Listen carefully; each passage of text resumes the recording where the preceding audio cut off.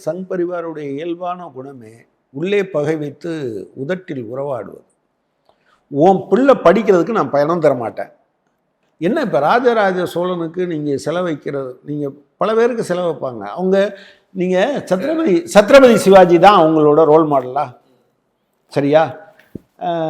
Chhatrapati Sivaji international airport மும்பையில் இருக்கா? இப்போ Adani international airport, not Chhatrapati Shivaji. அவன் லாபத்தை எடுத்துகிட்டு கூட போயிட்டு போகிறான். உன் ஃப்ரெண்டுன்னு நீங்கள் கொடுத்தீங்க, ரைட்டு, வச்சுட்டு போகட்டும்.